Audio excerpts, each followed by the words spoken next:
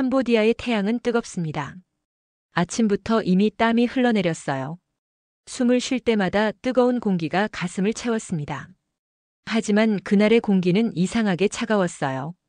설명할 수 없는 느낌이었습니다. 무언가 잘못될 거라는 예감 같은 거였죠. 희망을 품고 떠났던 대한민국 청년들에게 닥친 위험한 상황들.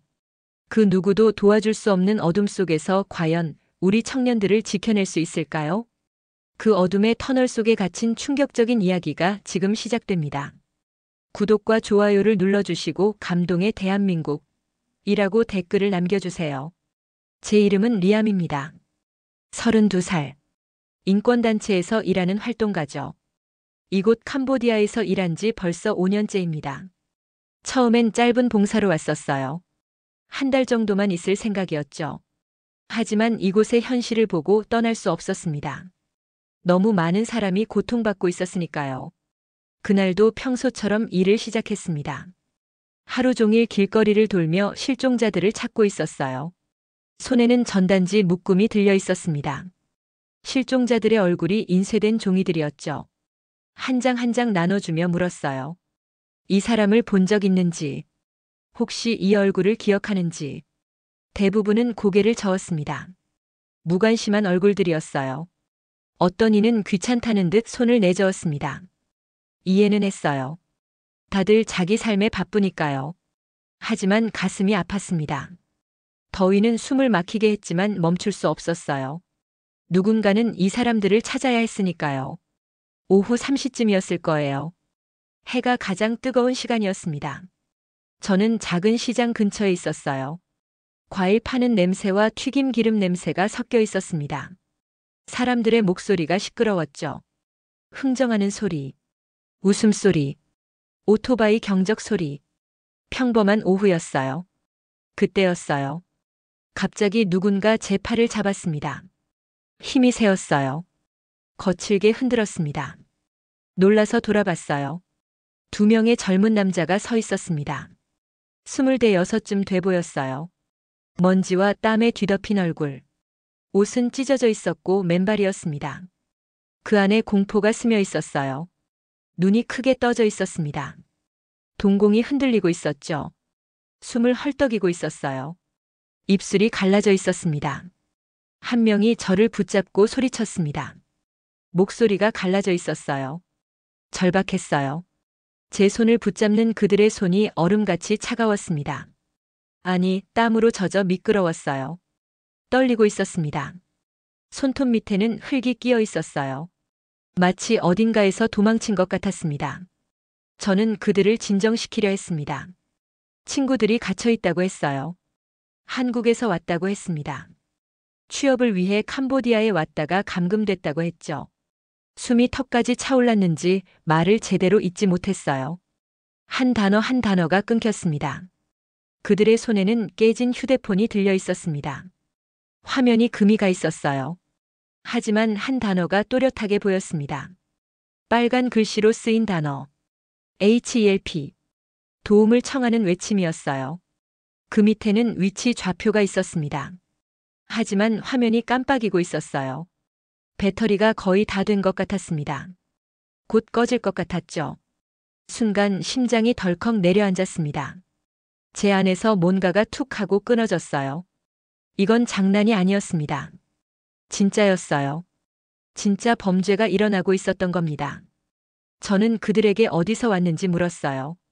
한국이라고 했습니다. 왜 캄보디아에 왔는지 물었죠. 일자리 때문이라고 했어요. 회사에서 연락이 왔다고 했습니다. 좋은 조건을 제시했다고 했죠. 한 명이 주머니를 뒤적였습니다. 구겨진 종이를 꺼냈어요. 종이는 너무 낡아 있었습니다. 여러 번 접었다 폈다 한 흔적이 있었어요. 회사 이름이 적혀 있었습니다. 주소도 있었죠. 하지만 뭔가 이상했어요. 종이가 너무 낡았습니다. 글씨가 흐릿했죠. 마치 오래된 복사본 같았어요. 인쇄 상태도 좋지 않았습니다. 저는 몇 명이나 갇혀 있는지 물었어요. 10명에서 15명 정도라고 했습니다. 다 한국 사람인지 물었죠. 대부분 한국 사람이고 몇몇은 베트남에서 왔다고 했어요. 목소리가 떨렸습니다. 눈물이 볼을 타고 흘렀죠. 친구들이 죽을 수도 있다고 했습니다. 저는 그들을 진정시키려 했지만 제 손도 떨리고 있었습니다. 이런 경우는 처음이었어요. 아니, 들어본 적은 있었습니다.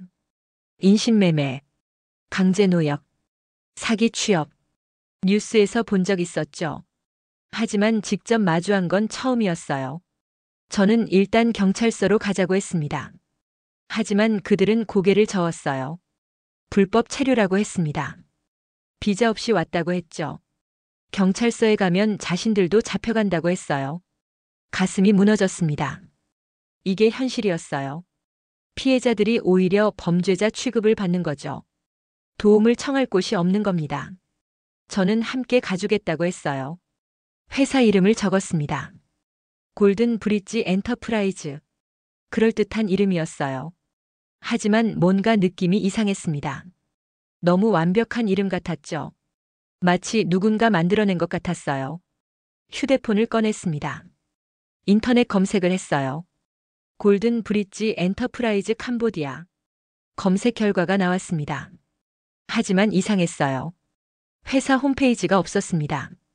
뉴스 기사도 없었죠. 소셜미디어 계정도 없었어요. 등록 정보도 찾을 수 없었습니다. 마치 유령 회사 같았어요. 존재하지 않는 회사. 아니, 존재하지 않는 척하는 회사였습니다. 주소를 검색했어요. 지도에 표시됐습니다. 도심 외곽이었어요. 공업지역 근처였죠. 사람이 별로 없는 곳이었습니다.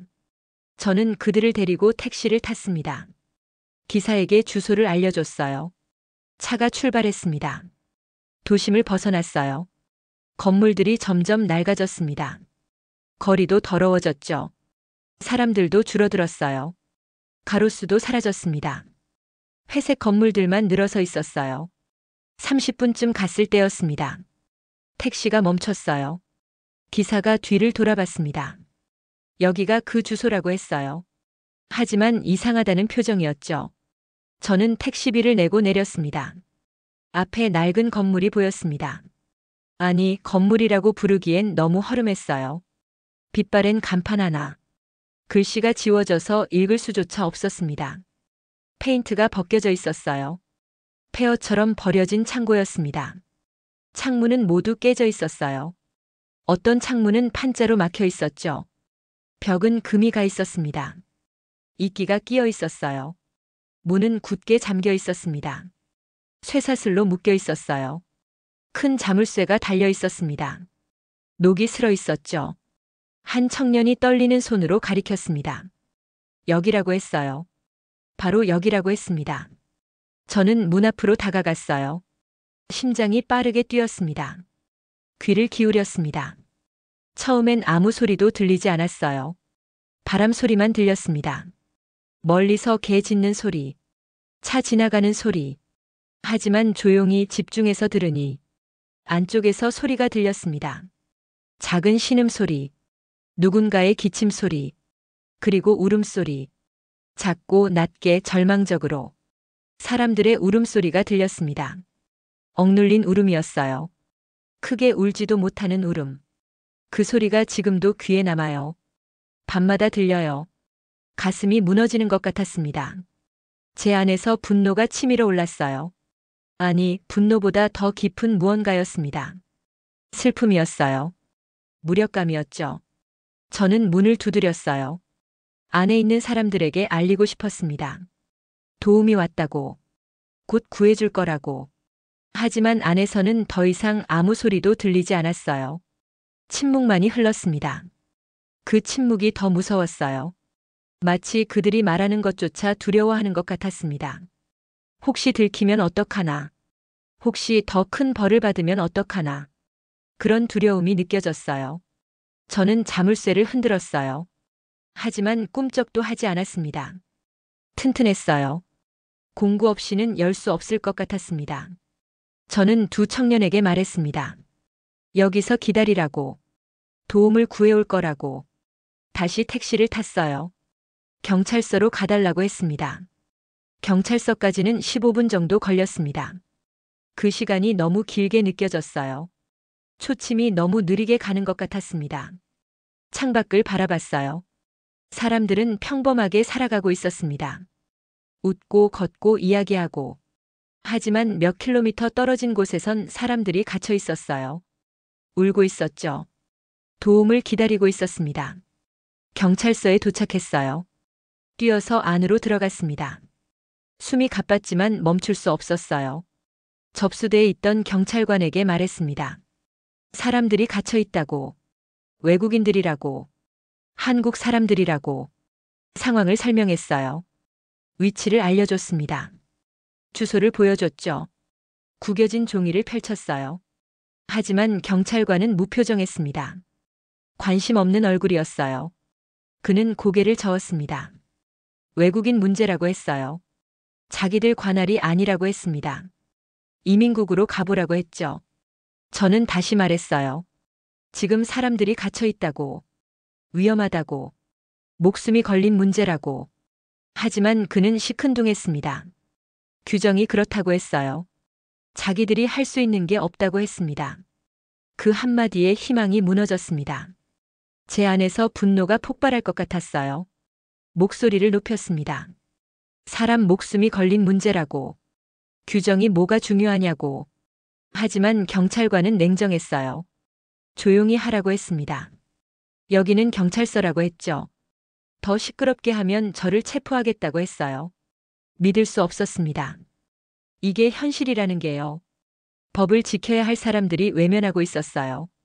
저는 경찰서를 나왔어요. 다리에 힘이 풀렸습니다. 벽에 기댔어요. 숨을 크게 들이쉬었습니다. 하늘을 올려다봤습니다. 구름 한 점 없는 파란 하늘이었어요. 너무 평화로워 보였습니다.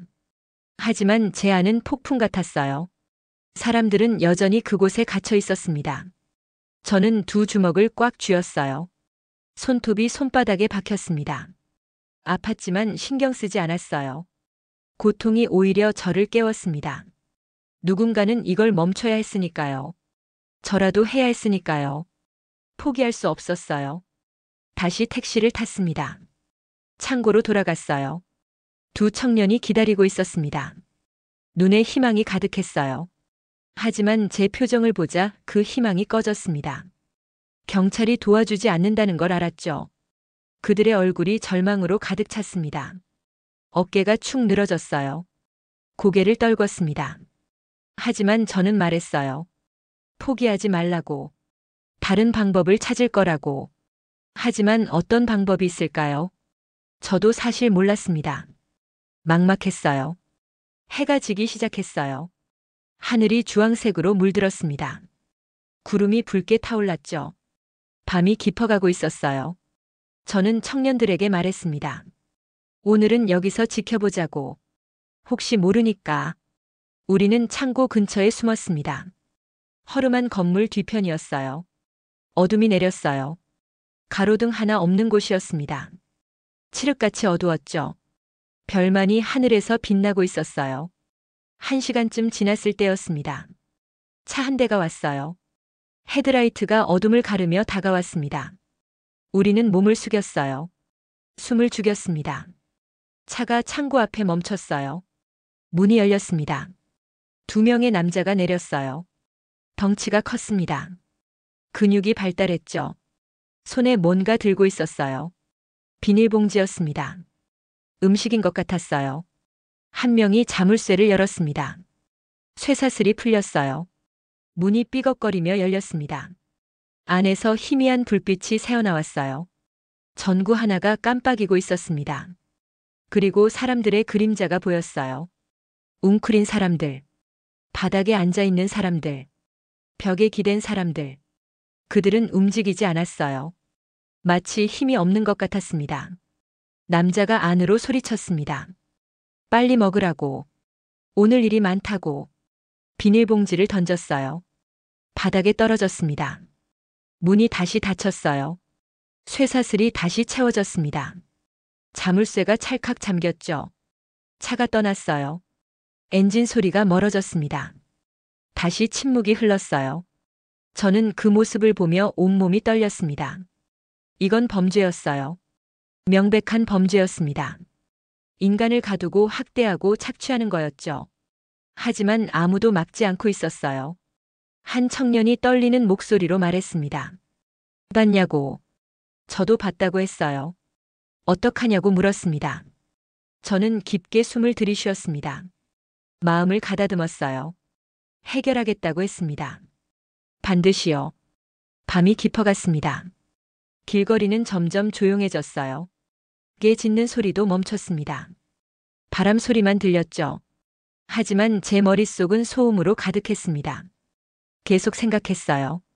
어떻게 해야 하나? 누구에게 도움을 청해야 하나? 경찰은 안 돼요. 이민국도 믿을 수 없었습니다. 그때 번뜩 떠올랐습니다. 대사관이요. 한국 대사관에 연락하면 되는 거였어요. 한국 정부라면 도와줄 거예요. 자국민이 위험에 처했으니까요. 저는 청년들에게 말했습니다. 방법을 찾았다고. 한국 대사관에 연락하겠다고. 그들이라면 도와줄 거라고. 청년들의 눈에 다시 희망이 돌아왔어요. 정말이냐고 물었습니다. 저는 고개를 끄덕였어요. 정말이라고. 믿으라고. 저는 계속 걸었어요. 어디로 가야 할지 이젠 알았습니다. 사무실로 가야 했어요. 컴퓨터가 있었으니까요. 메일을 보낼 수 있었죠. 그때 제 발이 다시 멈췄어요.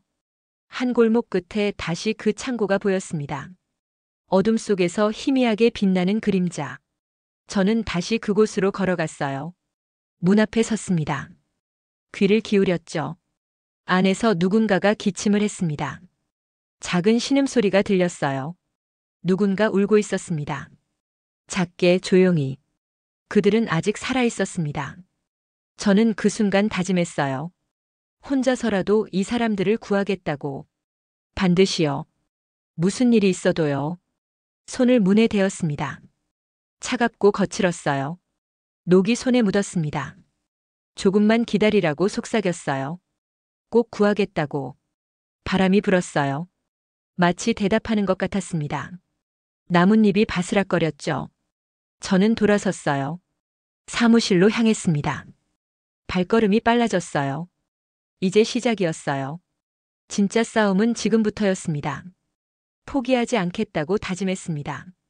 절대로요. 사무실로 돌아왔습니다. 문을 열고 들어섰어요. 낡은 책상이 저를 기다리고 있었습니다. 오래된 의자 하나, 먼지 쌓인 선반, 벽에 붙은 실종자 사진들. 제가 일하는 공간이었어요. 창문을 열었습니다. 밤바람이 들어왔어요.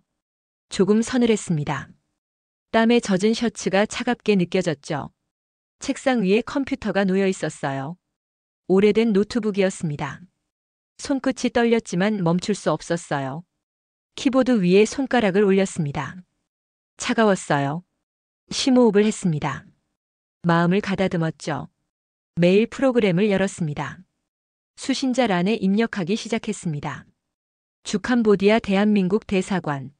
제목란으로 커서를 옮겼습니다. 한 글자 한 글자 눌렀죠. 긴급 구조 요청. 간단하고 명확하게 썼어요. 본문으로 넘어갔습니다. 무엇을 써야 할까요? 어떻게 설명해야 그들이 믿을까요? 손이 떨렸어요. 담당자님께. 저는 캄보디아에서 활동하는 인권운동가 리암입니다. 오늘 긴급한 상황을 발견했습니다.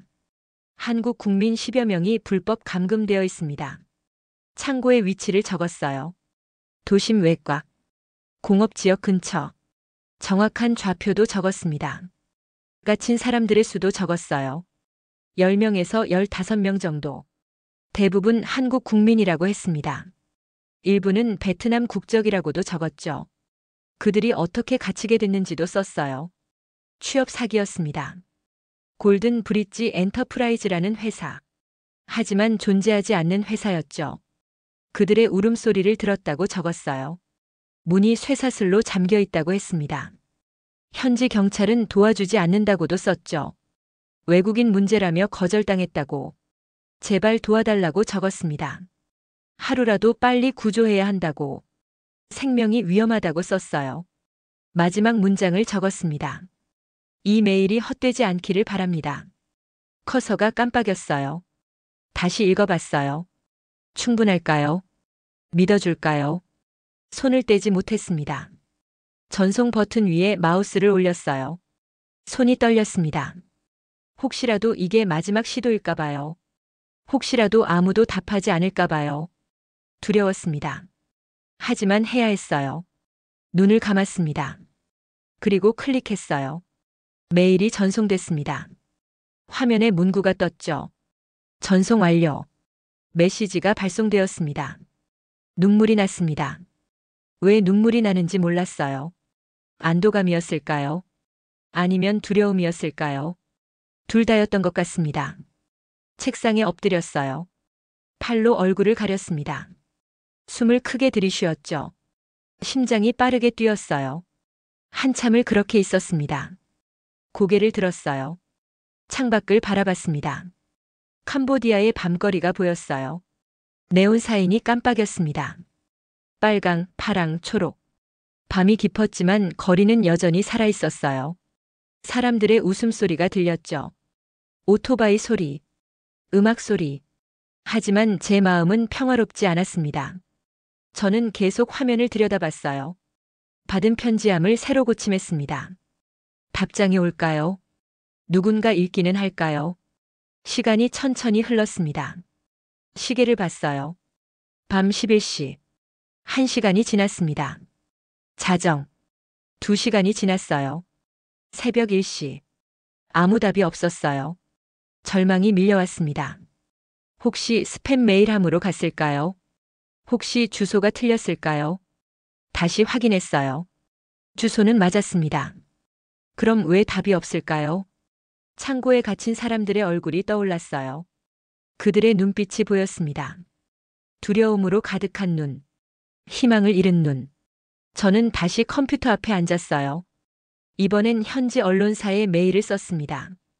푸놈펜 포스트, 캄보디아 데일리. 현지에서 가장 큰 신문사들이었죠. 같은 내용을 보냈어요. 국제인권단체에도 연락했습니다.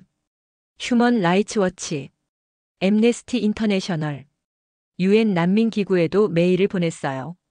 손가락이 아팠습니다. 키를 누를 때마다 통증이 왔어요.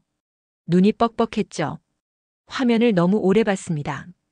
하지만 멈출 수 없었어요. 한 통이라도 더 보내야 했습니다. 누군가는 답할 거예요. 누군가는 도와줄 거라고 믿었습니다. 새벽 3시가 됐습니다. 몸이 무거웠어요. 눈꺼풀이 감겼습니다. 저는 책상에 엎드려 있었어요. 잠깐 눈을 붙였습니다. 얼마나 지났을까요? 딸랑. 휴대폰이 울렸어요. 깜짝 놀라 깼습니다. 시계를 봤어요. 새벽 4시 반. 누가 이 시간에 전화를 할까요? 화면을 봤습니다. 낯선 번호였어요. 855로 시작하는 번호. 캄보디아 국가번호였죠. 하지만 뒷자리가 익숙했어요. 손을 떨며 전화를 받았습니다. 귀에 갖다 댔어요. 낮고 단호한 목소리가 들렸습니다. 남자 목소리였어요. 리암 맞냐고 물었습니다. 맞다고 대답했어요. 대한민국 대사관이라고 했습니다. 메일을 받았다고 했죠. 심장이 멎는 것 같았어요. 숨이 막혔습니다. 상황을 다시 설명해달라고 했어요. 저는 떨리는 목소리로 말했습니다. 오늘 본 모든 것을, 두 청년을 만난 것, 창고를 찾아간 것, 경찰이 거절한 것. 그 남자는 조용히 들었어요. 중간중간 질문을 했습니다. 정확한 위치가 어디냐고, 몇 명이나 갇혀 있냐고, 얼마나 오래 갇혀 있었냐고. 저는 아는 대로 대답했어요. 통화가 10분쯤 이어졌습니다. 그가 말했어요. 움직이겠다고. 위치 좌표를 다시 한번 보내달라고. 캄보디아 정부와 협조하겠다고 했습니다. 며칠 안에 작전을 준비하겠다고 했죠. 눈물이 쏟아졌습니다. 목이 메었어요. 감사하다고 말했습니다. 정말 감사하다고. 전화를 끊고 나서 저는 한참을 울었어요. 안도의 눈물이었습니다. 희망의 눈물이었죠. 혼자가 아니었어요. 이제 함께 싸울 사람들이 있었습니다. 창밖이 밝아지기 시작했어요. 동쪽 하늘이 붉어졌습니다. 해가 뜨고 있었어요. 새로운 날이 시작되고 있었습니다. 며칠이 지났습니다. 저는 매일 대사관과 연락했어요. 진행 상황을 물었습니다. 담당자는 친절했어요. 작전이 준비되고 있다고 했습니다. 캄보디아 특수부대와 협조가 이루어졌다고 했죠. 양국 정부가 함께 움직이고 있다고 했어요. 시간이 걸린다고 했습니다. 신중해야 한다고 했죠. 혹시라도 인질이 다칠 수 있으니까요.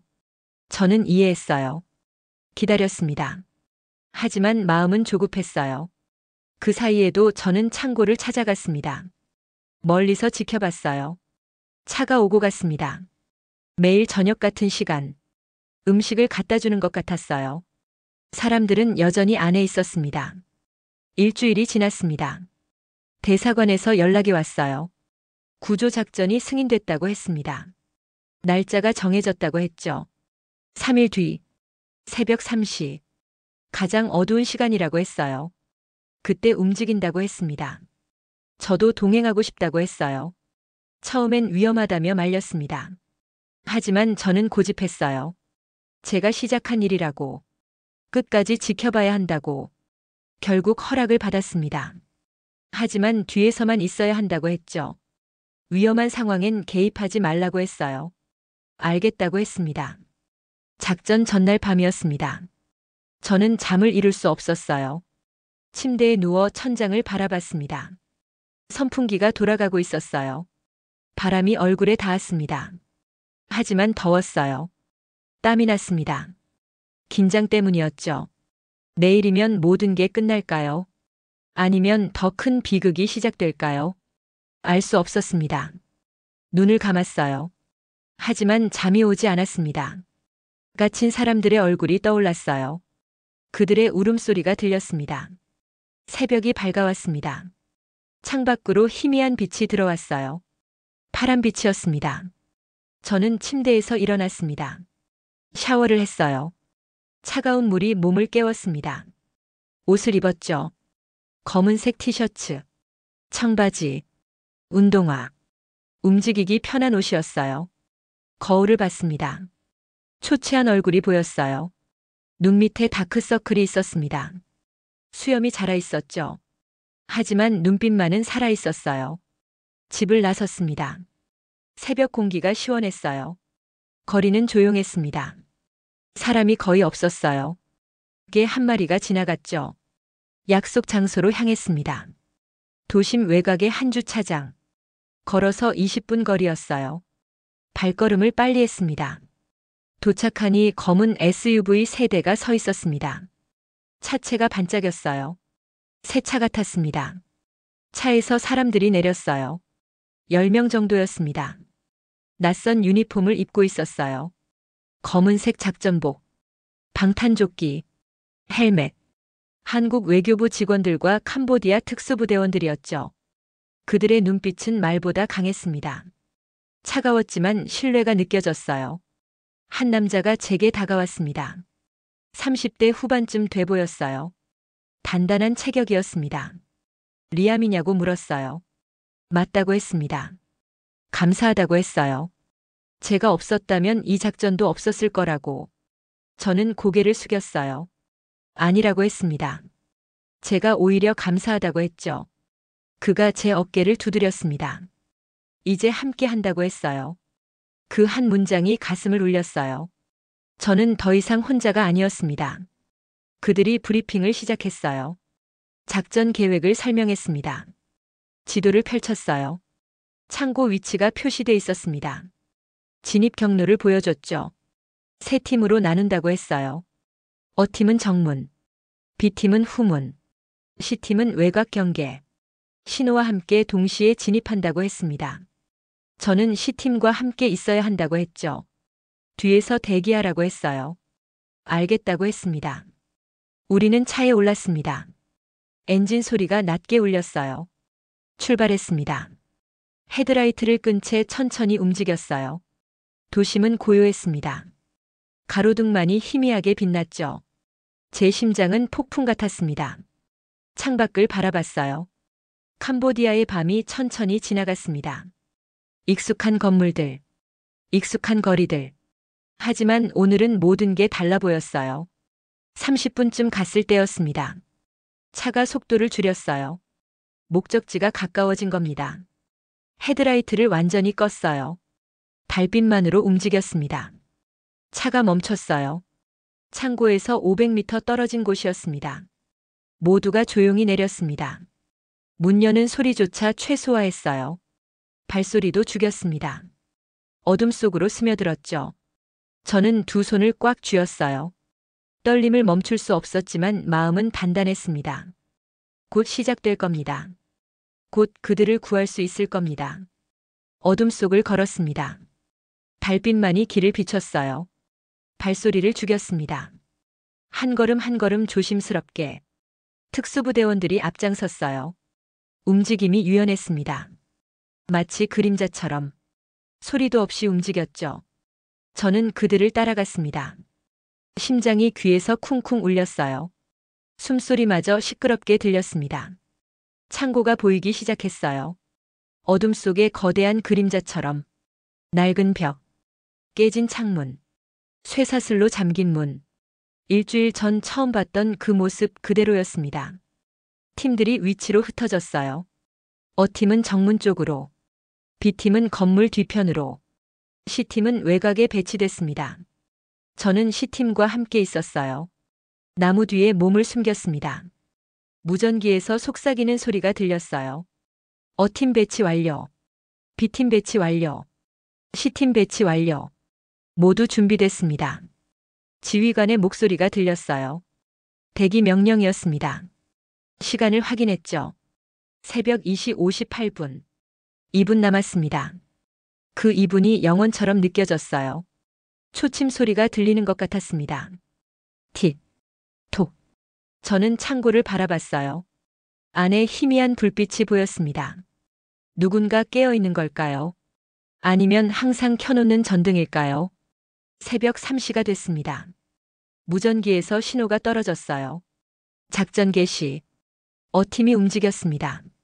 정문으로 빠르게 다가갔어요. 한 대원이 공구를 꺼냈습니다. 자물쇠를 자르기 시작했죠.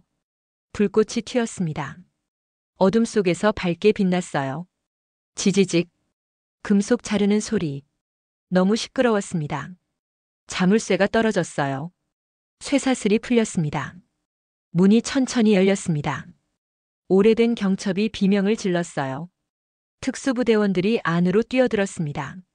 총을 겨눈 채 헤드라이트를 켰어요. 빛이 어둠을 찢었습니다. 그때였어요. 탕! 총성이 울렸습니다. 공기를 가르는 소리. 제 귀가 먹먹해졌어요. 심장이 멎는 것 같았습니다. 안에서 비명이 들렸어요. 여자의 비명. 남자의 고함. 혼란이 시작됐습니다. 무전기에서 소리가 터져 나왔어요. 감금자 2명 발견. 무장하고 있음. 교전 중. 또 다른 총성. 탕탕탕. 연속으로 울렸습니다. 금속이 부딪히는 소리. 유리 깨지는 소리. 누군가 넘어지는 소리. 저는 본능적으로 나무 뒤에 더 바짝 붙었어요. 온몸이 떨렸습니다. 하지만 눈을 뗄 수 없었어요. B팀이 후문으로 진입했습니다. 동시에 안과 밖에서 압박했어요. 감금자들이 도망칠 곳이 없었습니다. 무전기 소리. 감금자 1명 제압. 1명은 도주 시도 중. 추격. 건물 뒤편에서 발소리가 들렸어요. 누군가 뛰어나왔습니다. 덩치 큰 남자였어요. 손에 뭔가 들고 있었습니다. 흉기인 것 같았어요. 특수부대원 2명이 뒤쫓았습니다. 빠르게 따라잡았죠. 태클. 남자가 바닥에 쓰러졌어요. 대원들이 그를 제압했습니다. 손을 뒤로 묶었어요. 수갑 채우는 소리가 들렸습니다. 무전기. 용의자 2명 모두 제압 완료. 안전 확보. 구조 시작. 저는 그제야 숨을 쉴 수 있었어요. 긴장이 조금 풀렸습니다. 하지만 아직 끝나지 않았어요. 지휘관이 저를 불렀습니다. 이제 들어가도 된다고. 저는 달려갔어요. 창고로 향했습니다. 문을 통과했어요. 안으로 들어갔습니다. 냄새가 코를 찔렀어요. 땀 냄새, 오물 냄새, 곰팡이 냄새. 숨쉬기 힘들었습니다. 전등 하나가 천장에서 흔들리고 있었어요. 희미한 불빛이 공간을 비췄습니다. 그리고 사람들이 보였어요. 바닥에 웅크리고 있는 사람들, 벽에 기댄 사람들, 서로를 붙잡고 있는 사람들. 15명쯤 돼 보였습니다. 남자, 여자, 젊은 사람들이었어요. 모두 20에서 30 사이. 옷은 더러웠어요. 찢어지고 얼룩진 옷. 얼굴은 야위었습니다. 광대뼈가 튀어나왔어요. 눈은 움푹 들어가 있었습니다. 그들의 눈이 빛났어요. 헤드라이트를 보며 눈을 가렸습니다. 너무 밝았던 거예요. 오랫동안 어둠 속에 있었으니까요. 특수부대원이 소리쳤습니다. 괜찮다고. 구하러 왔다고. 대한민국에서 왔다고. 그 말에 한 사람이 울음을 터뜨렸어요. 여자였습니다. 손으로 얼굴을 가렸어요. 어깨가 들썩였습니다. 다른 사람들도 울기 시작했어요. 소리내어 울었습니다. 참았던 눈물이 쏟아졌어요. 한 청년이 저를 봤습니다. 제가 일주일 전 만났던 그 청년이었어요. 눈을 크게 떴어요. 입술이 떨렸습니다. 저를 알아본 겁니다.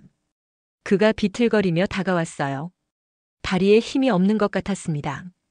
제 앞에 섰습니다. 그리고 주저앉았어요. 무릎을 꿇었습니다. 고개를 숙였죠. 온몸이 떨렸어요. 저는 그를 일으켰습니다. 괜찮다고 했어요. 이제 끝났다고.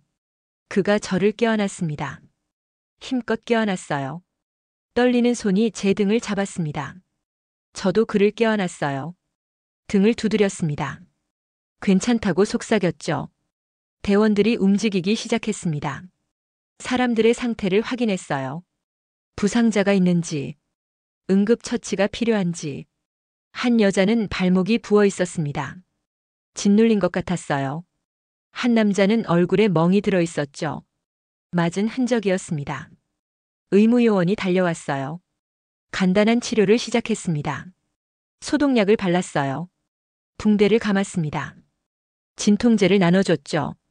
물도 건넸습니다. 사람들이 물을 받아들었어요. 떨리는 손으로 물병을 잡았습니다. 급하게 마셨죠. 목이 말랐던 거예요. 한 사람은 너무 빨리 마셔서 기침을 했습니다. 천천히 마시라고 했어요. 괜찮다고 했습니다. 이제 안전하다고. 그때였어요. 뒤쪽에서 소리가 들렸습니다. 작은 신음소리. 대원 하나가 뒤를 살폈어요. 구석에 사람이 더 있었습니다. 바닥에 누워있는 사람. 움직이지 않았어요. 대원이 달려갔습니다. 저도 따라갔어요. 젊은 남자였습니다. 25쯤 돼 보였어요. 눈을 감고 있었습니다. 얼굴이 창백했어요. 숨을 쉬고 있는지 확인했습니다. 가슴이 약하게 움직였어요. 살아 있었습니다. 의무요원을 불렀어요. 급히 달려왔습니다. 맥박을 확인했어요. 약하다고 했습니다. 탈수 증상이라고 했죠. 링거가 필요하다고 했습니다. 즉시 링거를 꽂았어요. 투명한 액체가 흘러들어갔습니다. 남자의 눈꺼풀이 떨렸어요. 천천히 눈을 떴습니다. 초점이 없었어요. 하지만 살아있었습니다. 무전기 소리가 들렸어요. 구급차 도착. 밖에서 사이렌 소리가 들렸습니다. 삐용삐용. 점점 가까워졌어요. 멈췄습니다. 구급요원들이 뛰어들어왔어요. 들것을 들고 왔습니다. 산소 마스크를 가져왔죠. 중증 환자부터 옮기기 시작했습니다. 바닥에 누워있던 남자를 먼저 옮겼어요. 들것에 조심스럽게 올렸습니다. 산소 마스크를 씌웠어요. 밖으로 나갔습니다. 다른 사람들도 하나씩 나갔어요.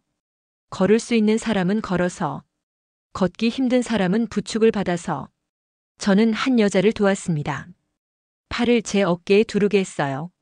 천천히 걸었습니다. 한 걸음 한 걸음. 밖으로 나왔습니다. 새벽 공기가 차가웠어요. 여자가 깊게 숨을 들이쉬었습니다. 오랜만에 맞는 신선한 공기였죠. 밖은 이미 구급차들로 가득했어요. 4대쯤 돼 보였습니다. 빨간 불빛이 깜빡였어요. 사람들이 하나씩 구급차에 실렸습니다. 담요가 덮였죠. 따뜻한 담요였어요. 어떤 사람은 담요를 온몸에 감았습니다. 떨리는 몸을 감쌌어요. 한 청년이 제게 다시 다가왔습니다. 구급차에 타기 전이었어요. 저를 보며 고개를 숙였습니다. 감사의 표시였죠. 저도 고개를 숙였어요. 잘 가라고 했습니다. 병원에서 잘 치료받으라고. 그가 고개를 끄덕였어요. 구급차에 올라탔습니다. 문이 닫혔어요. 사이렌이 울렸습니다. 출발했어요. 한 대, 두 대, 세 대. 구급차들이 하나씩 떠났습니다. 빨간 불빛이 어둠 속으로 사라졌어요. 저는 그 모습을 지켜봤습니다. 가슴이 벅찼어요. 해냈습니다. 정말 해냈어요. 모두를 구했습니다. 한 명도 빠짐없이. 지휘관이 제 옆에 섰어요. 수고했다고 말했습니다. 저는 고개를 저었어요. 여러분이 해낸 거라고. 그가 미소 지었어요. 우리 모두가 해낸 거라고 했습니다. 맞는 말이었어요. 혼자서는 할 수 없었을 겁니다. 함께였기에 가능했던 거죠. 불이 보였습니다. 창고 안쪽에서 연기가 피어오르고 있었어요. 대원 하나가 무전기로 보고했습니다. 화재 발생. 소방차 요청. 얼마 지나지 않아 소방차가 도착했어요. 물줄기가 뿜어졌습니다. 화염을 향해. 지지직. 불과 물이 부딪혔어요. 연기가 더 짙어졌습니다. 하지만 불은 점점 꺼졌어요. 10분쯤 지났을 때 불이 완전히 꺼졌습니다. 연기만 남았어요. 하늘로 피어올랐습니다. 해가 뜨기 시작했어요. 동쪽 하늘이 붉었습니다. 주황빛이 퍼져갔어요. 구름이 빛났습니다. 아름다웠어요. 새로운 날이 밝고 있었습니다. 새로운 시작이었죠.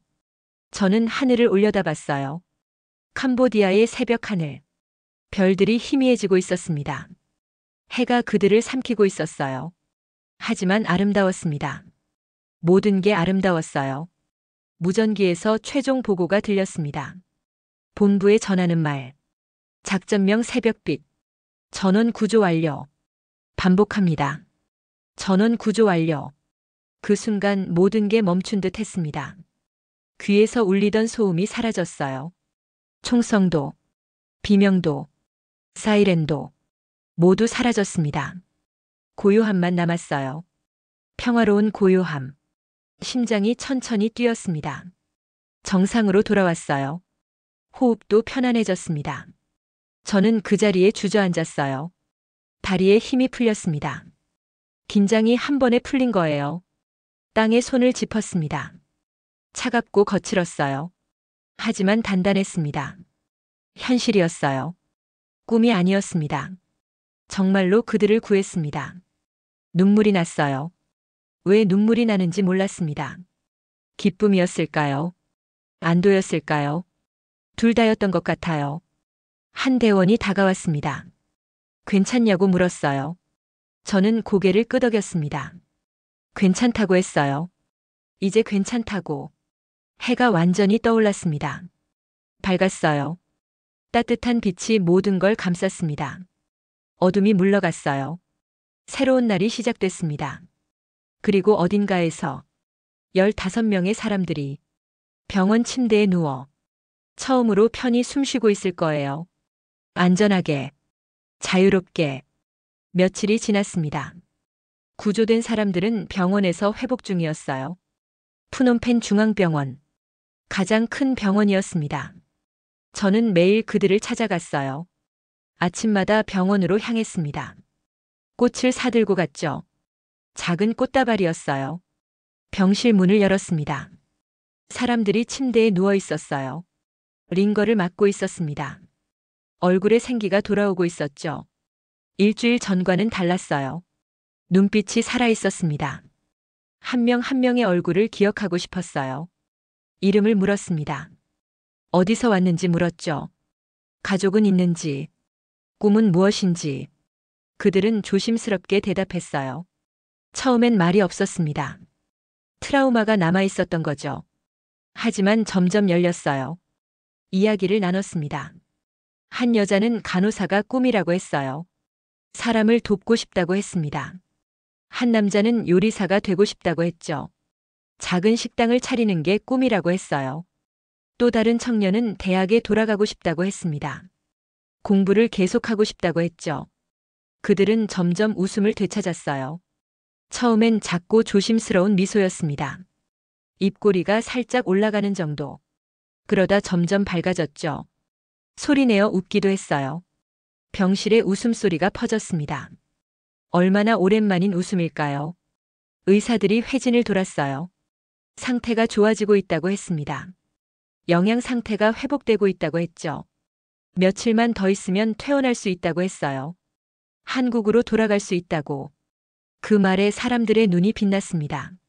집에 간다는 말, 가족을 만난다는 말, 그들에게 가장 듣고 싶은 말이었을 거예요. 2주가 지났습니다. 대사관에서 연락이 왔어요. 귀국 항공편이 예약됐다고 했습니다. 사흘 뒤라고 했죠. 모두 함께 돌아간다고 했어요. 병원에 그 소식을 전했습니다. 사람들이 울었어요. 기쁨의 눈물이었습니다. 서로를 껴안았죠. 드디어 집에 간다고. 저도 눈물이 났어요. 함께 기뻐했습니다.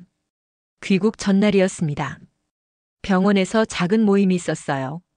구조된 사람들 모두 모였습니다. 대사관 직원들도 왔죠. 특수부대원들도 몇 명 왔어요. 저도 초대받았습니다. 병원 로비에 모였어요. 간단한 다과가 준비돼 있었습니다. 케이크도 있었어요. 초는 없었지만 축하의 케이크였죠. 대사님이 말씀하셨습니다. 여러분은 용감했다고, 포기하지 않았다고, 살아남았다고, 이제 새로운 시작이라고 했어요. 사람들이 박수쳤습니다. 따뜻한 박수였어요. 한 청년이 앞으로 나왔습니다.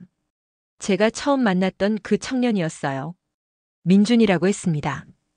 그가 저를 봤어요. 그리고 모두에게 말했습니다. 이분이 우리를 구했다고, 처음으로 도움을 청한 사람이라고, 포기하지 않았다고.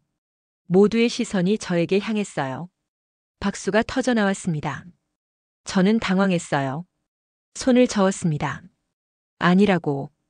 혼자 한 게 아니라고. 하지만 박수는 멈추지 않았어요. 사람들이 일어났습니다. 기립박수였어요. 눈물이 흘렀습니다. 멈출 수 없었어요. 민준이 다가왔습니다.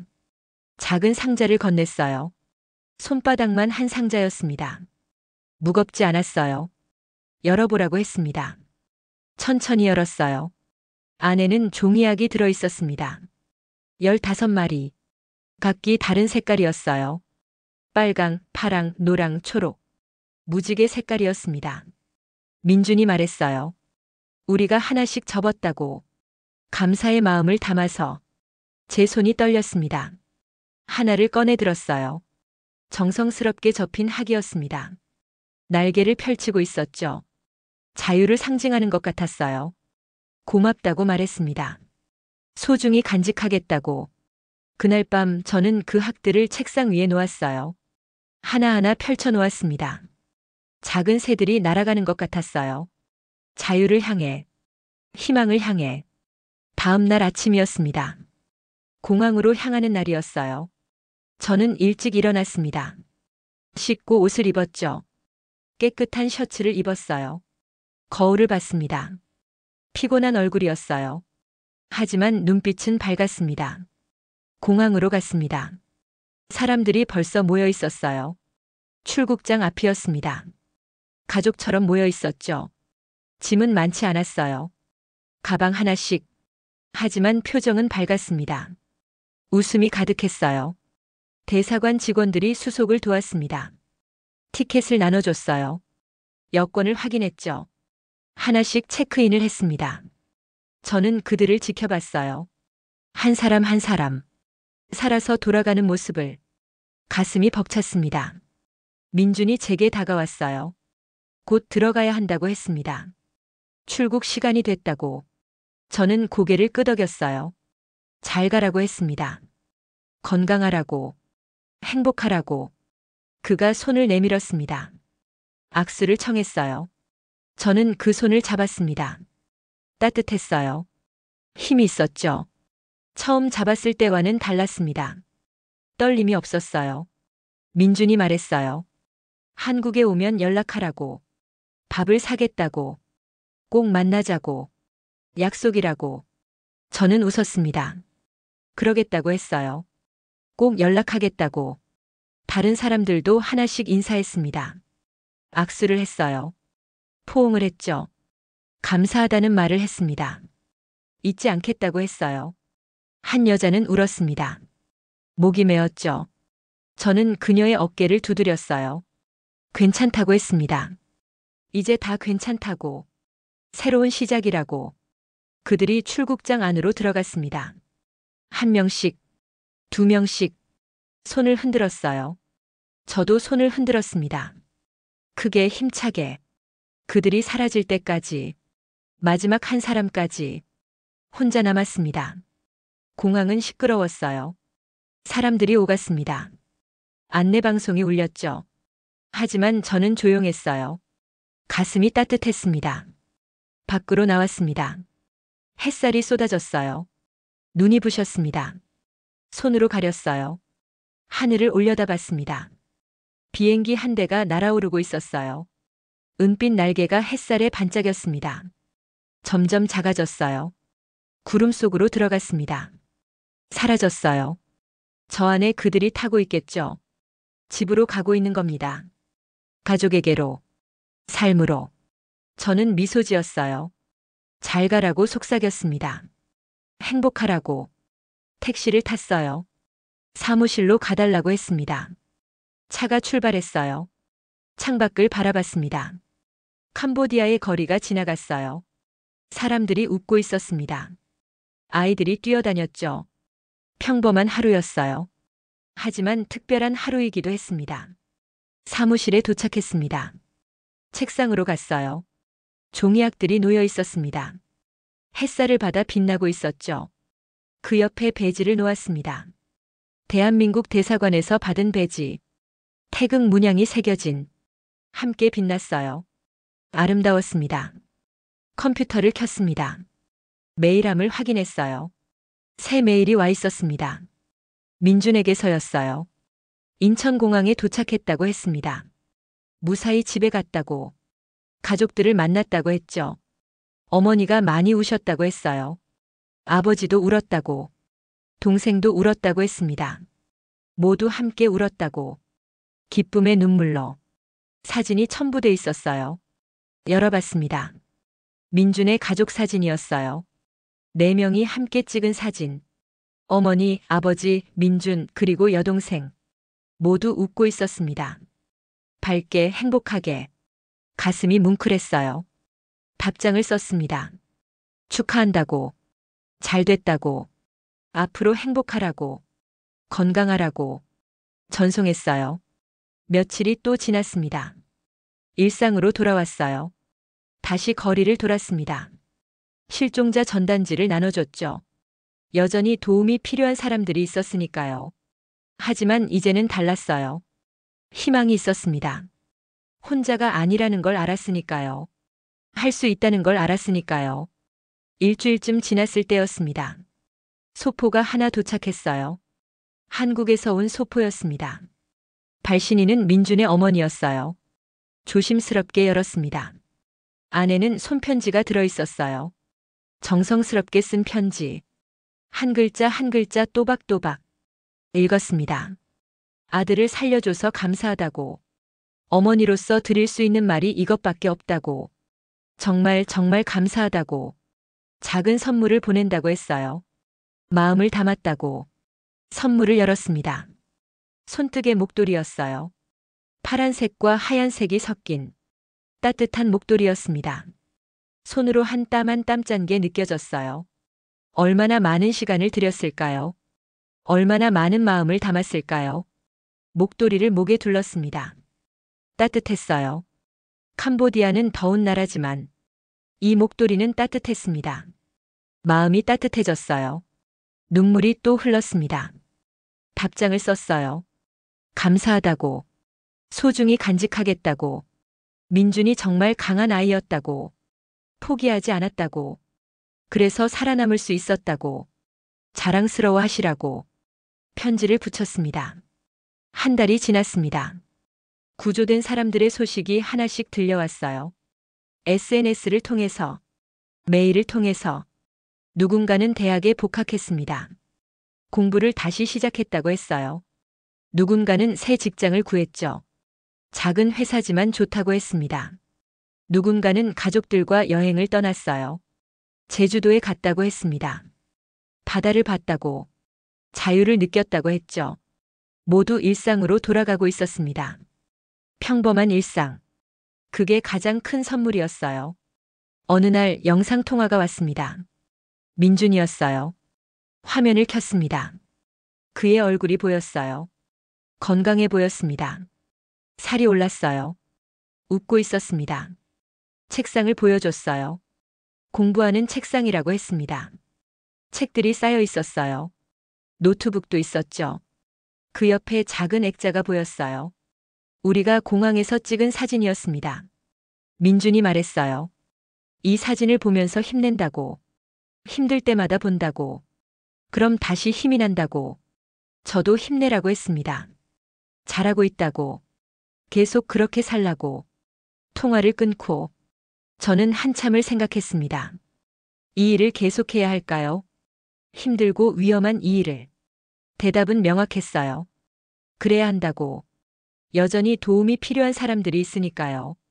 여전히 어둠 속에 갇힌 사람들이 있으니까요. 저는 일어났습니다. 가방을 챙겼어요. 나갈 준비를 했습니다. 문을 열기 전에 뒤를 돌아봤어요. 책상 위에 종이약들, 태극 배지, 목도리, 모두 햇살을 받아 빛나고 있었습니다. 저는 미소 지었습니다. 다녀오겠다고 속삭였어요. 문을 열고 나갔습니다. 복도를 걸었어요. 계단을 내려갔죠. 밖으로 나왔습니다. 햇살이 쏟아졌어요. 따뜻했습니다. 거리가 붐볐어요. 사람들로 가득했습니다. 저는 그 속으로 걸어 들어갔어요. 앞으로, 계속, 누군가를 위해서, 희망을 위해서, 사랑을 위해서. 세상은 여전히 복잡했습니다. 어둠이 많았죠. 불공평했어요. 아픔이 있었습니다. 하지만 빛도 있었어요. 작은 빛들이요. 한 사람 한 사람의 빛. 저는 그 빛 중 하나였습니다. 그리고 그걸로 충분했어요. 걸어갔습니다. 멈추지 않았어요. 포기하지 않았습니다. 하늘이 파랗게 펼쳐졌습니다. 구름이 천천히 흘러갔어요. 새들이 날아갔습니다. 자유롭게, 아름다운 날이었어요. 그리고 저는 알았습니다. 내일도 이럴 거라고요. 모레도요. 계속요. 왜냐하면요. 희망은 끝나지 않으니까요. 사랑은 멈추지 않으니까요. 그리고 우리는요. 계속 걸어갈 거니까요. 함께요. 손을 잡고요. 마음을 나누며요. 국적보다 먼저 온 건 마음이었습니다. 감동특별시의 이야기는 여러분의 구독과 좋아요, 작은 관심으로 이루어집니다. 감동시민들의 이야기는 내일도 찾아오겠습니다. 감사합니다.